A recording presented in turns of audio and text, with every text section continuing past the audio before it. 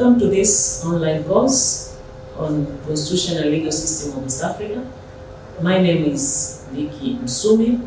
I'm the instructor for this course.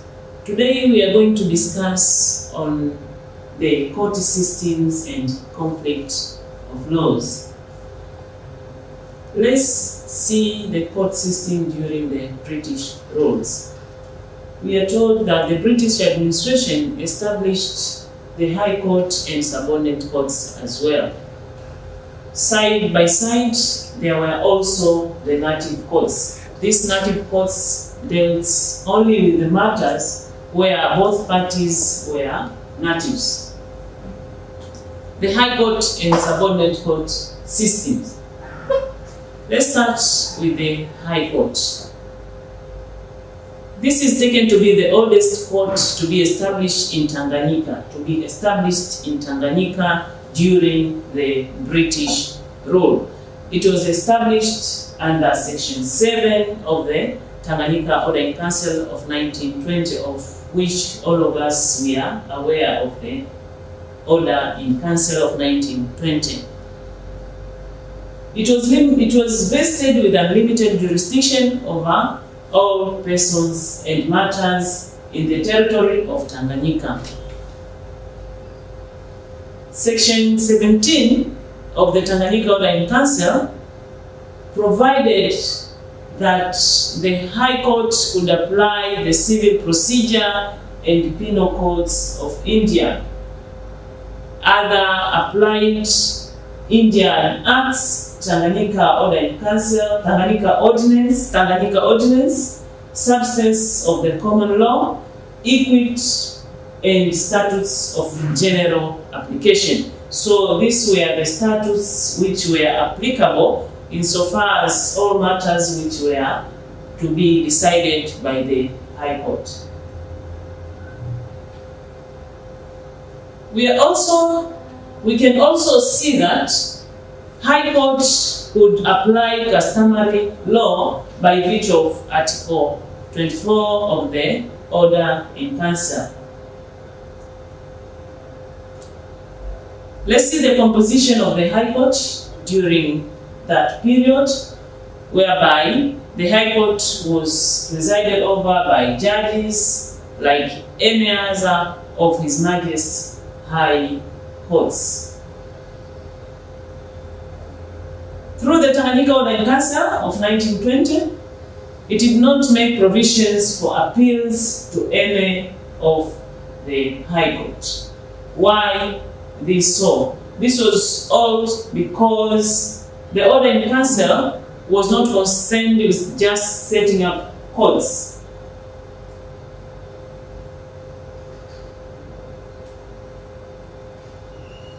The subordinate courts, as we have seen earlier, we had the Court Ordinance of 1920, which also talks of the subordinate courts under Section 3 of that ordinance.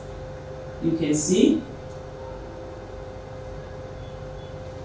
I quote, it says, "There shall be and hereby constituted courts subordinate to the High Court."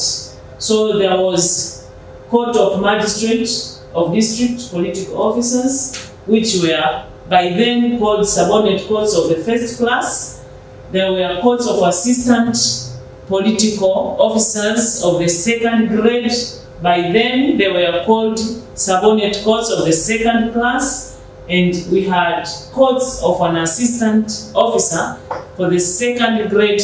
By then, they were called subordinate courts of the third class. What were the composition of the subordinate courts? This was governed by Section 4 of the Ordinance, of the Court Ordinance of 1920.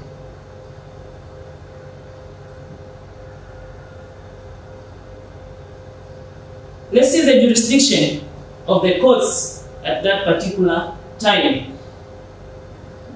The powers of subordinate courts were limited, both territorial and in terms of subject matter, which is also the matter with the current jurisdictions of the court.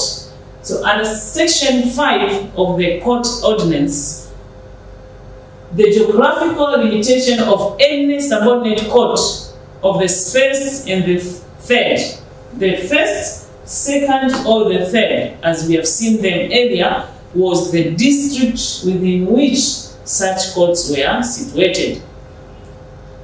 But it is seen further that assistant political officer was placed in charge of a sub-district of any portion of a district. So he could exercise jurisdiction only within the sub-district or portion of a district. Apart from the Court Ordinance of 1920, we also had the Subordinate Court Ordinance of 1930. This was then enacted to repeal and replace the Court Ordinance of 1920. So with the new ordinance, the High Court and courts subordinate to it were established by the virtue of Section 3.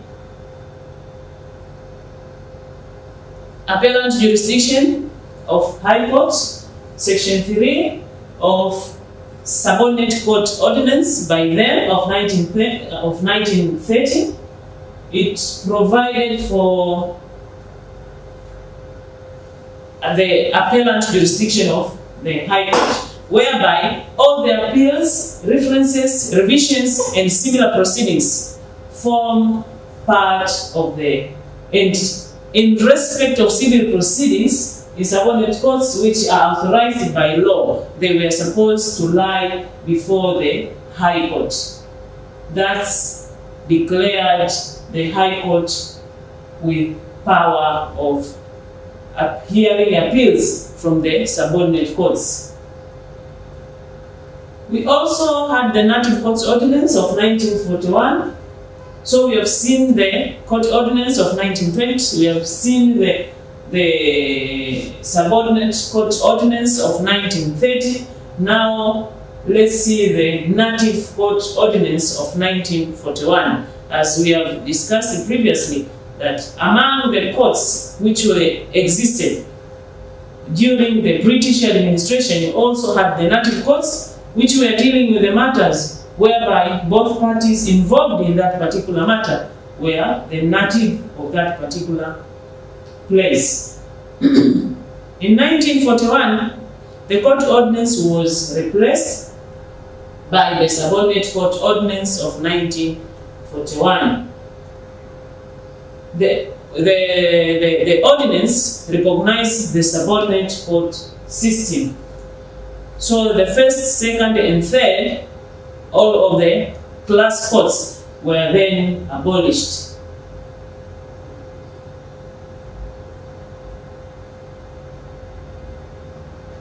So according to the Native Court Ordinance, Subordinate Court Ordinance of 1941, there were no rights. It did not express provision regarding right of appeal in civil cases.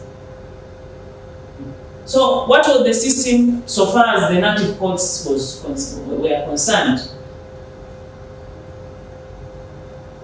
As we have seen previously, is that native courts were established by the Court Ordinance of 1920, which also constituted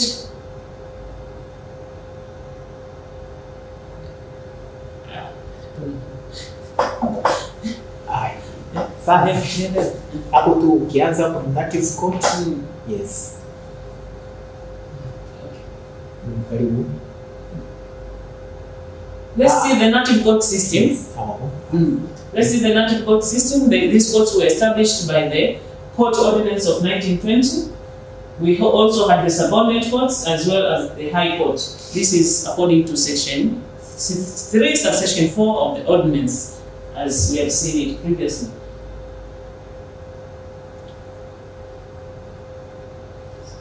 Section 11 of the Court Ordinance of 1920 provided that the exercise by tribal or council of elders or village headman over the members of his or their tribe or village of such authority as may be vested in him or them by the customs of his or their tribe, except where such authority had been affected by jurisdiction conferred to another court by Tanganyika order in council. So we can see that these native courts were presided over by the tribal chief or the council of elders or village.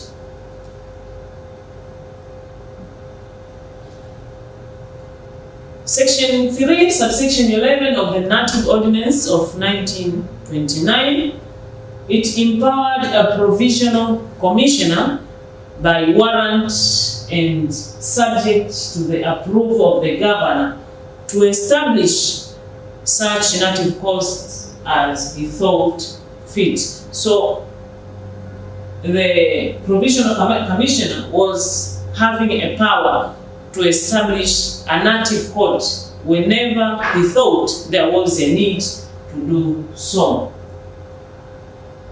So, and these courts were constituted according to native law. Customs were also considered to be part of the law to be used within the jurisdiction of the native courts. So let's see the jurisdiction. By virtue of section 3 and 8 of the Native Ordinance,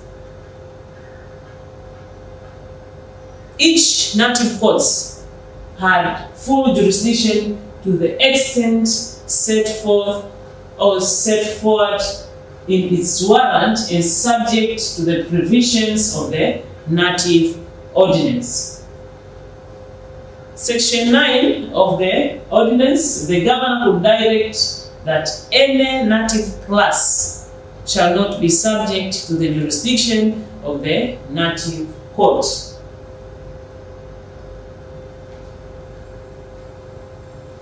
Appeals, let's see, appeals from the decision of the native courts, where were they taken? This is established under section 33 of the ordinance, whereby if such courts had not been established in a particular area, the first appeal would be to the district officer. So the appeals were taken to the district officer, and the decision of the district officer or district officers were appealable to the provisional commissioner. Further, if one is also not satisfied with the decision of the provisional commission, could appeal further to the governor, and the governor was the final, the decision of the governor was taken to be the final decision. So that is briefly what we can discuss on the court system and the conflict of laws. Let me say very briefly, of which I know we are going to see it in the coming lecture on the conflict of laws. But one would ask me, what is, or where is the situation, or in what situation it can appear to have conflict of laws? This is the situation where we have two laws deciding on the same subject matter, but at the end of it, you get different results. So from there, we discuss that there is a conflict of